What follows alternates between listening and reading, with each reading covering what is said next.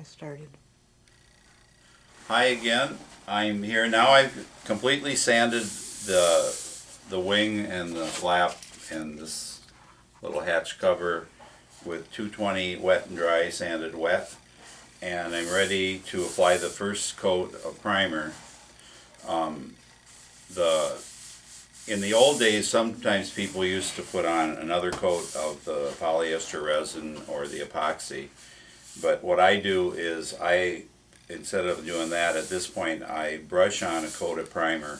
And the reason I brush it on is then you're going to find all your last nooks and crannies, or maybe a spot where the glass cloth wasn't filled, and then you're going to sand actually most of that off, and then before the first coat where you spray the primer on. So after you've sanded it all to your satisfaction, wipe it down with a wet, damp cloth to get rid of any of the sanding residue. Then after that dries, you can either wipe it down with trusty acetone, or I have this other stuff I got at a body shop about 30 years ago.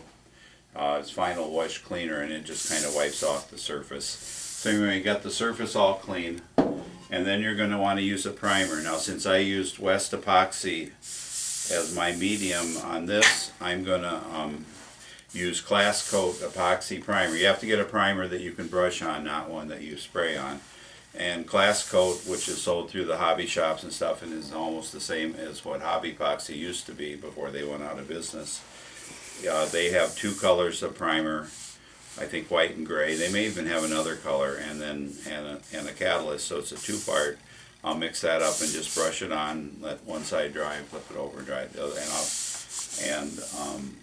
And then if you used polyester resin, a good one to use is this Feather Coat G2, which is a polyester and uses the same hardener, and you can brush that on too.